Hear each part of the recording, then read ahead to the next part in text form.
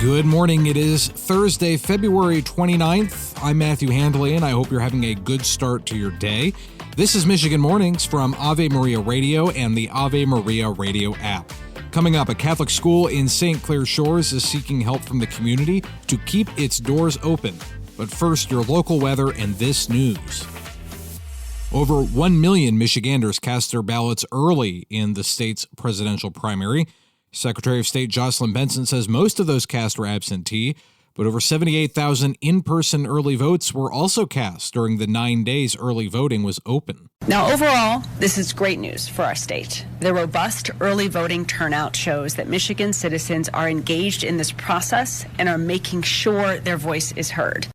She says turnout pre-election day was 13% higher than 2020, despite the nominations not being much in doubt in both parties. In 2020, nearly 2.4 million votes were cast in the presidential primary. The National Weather Service is going to Grand Blanc and Marshall to survey damage done by tornadoes early yesterday morning. The first was reported near Dort Highway and Reed Road just after 3 a.m. A second confirmed twister in Marshall was reported early yesterday morning as well.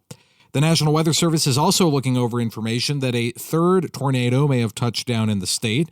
These are the first tornadoes recorded in Michigan in the month of February. In Washtenaw County, the Superior Charter Township Board of Trustees says an outside investigation into allegations against a township supervisor found no evidence of sexual harassment. The board also decided the findings of the investigation would be kept private, citing attorney-client privilege.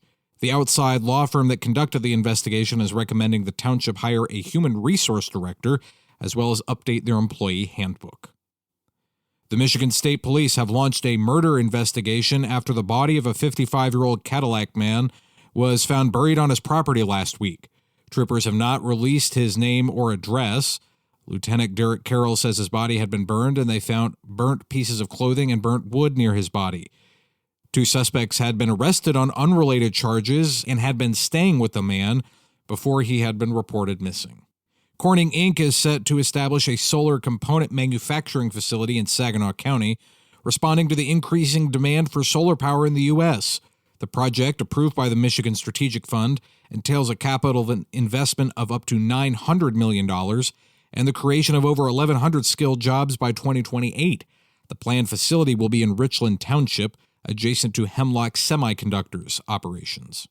The demolition of the Trenton Coal Power Plant, which was scheduled to be tomorrow, has been delayed. DTE has not provided a new timeline. And a Detroit artist has created a portrait of the late Monsignor Daniel Trapp, and it now sits in the sanctuary of his East Side Community Parish, where he served. Inez Brown made a black and white image of the late St. Augustine and St. Monica pastor. An image of the portrait can be seen on the Detroit Catholic website.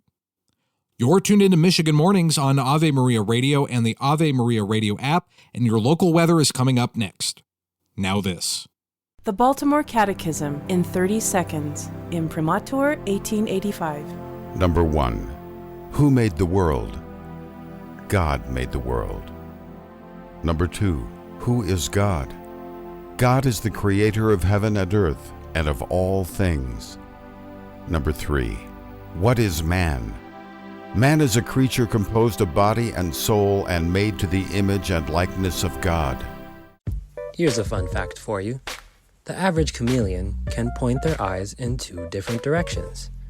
On the other hand, the average human can't. So unless you're a chameleon, there's absolutely no way you can focus on texting and driving at the same time. So don't do it, unless you're a chameleon. Visit StopTextsStopWrecks.org. A message brought to you by the National Highway Traffic Safety Administration, Project Yellow Light, and the Ad Council. Today will be a nice day in Detroit with sunny skies and highs in the upper 30s. Tonight will be clear with lows in the upper 20s. Friday warms up a bit with a chance of rain showers in the afternoon, highs in the upper 40s. Saturday and Sunday will be mostly cloudy in the morning and then clearing, highs in the mid-50s and 60s, and Monday will be mostly cloudy with a 40% chance of rain showers, highs in the upper 60s.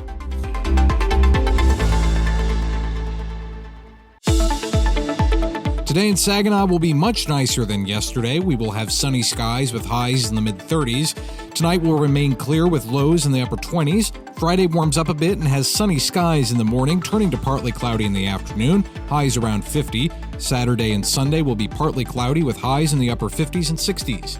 Monday will be mostly cloudy with a 50% chance of showers, highs in the upper 60s.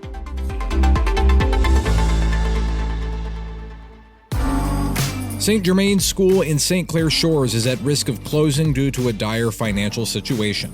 Nicole Patton is a parent at the school and is working with the marketing committee to save the school, and joined Al Cresta on Cresta in the afternoon.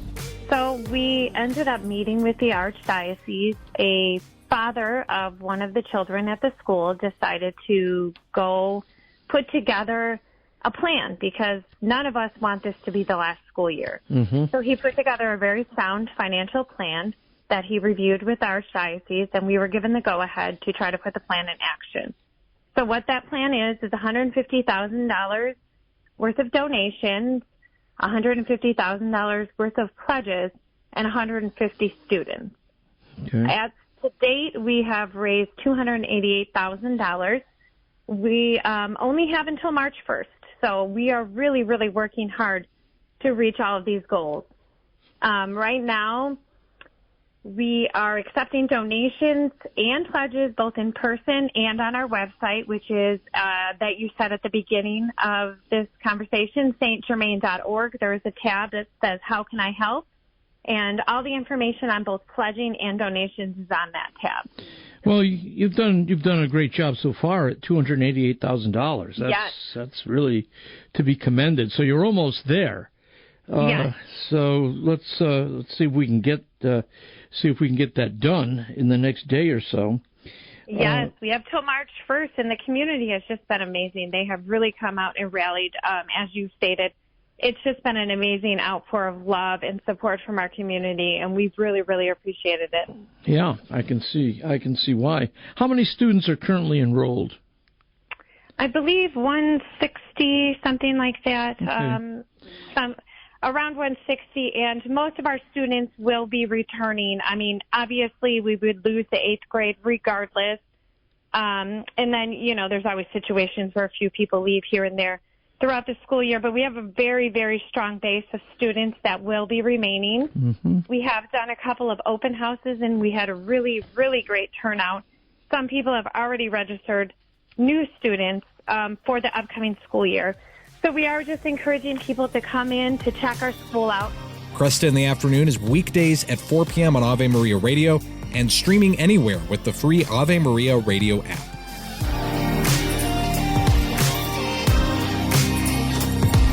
I'm Matthew Handley. Follow me on X, because that does it for this edition of Michigan Mornings. And Lord willing, I will be back tomorrow. And until then, goodbye.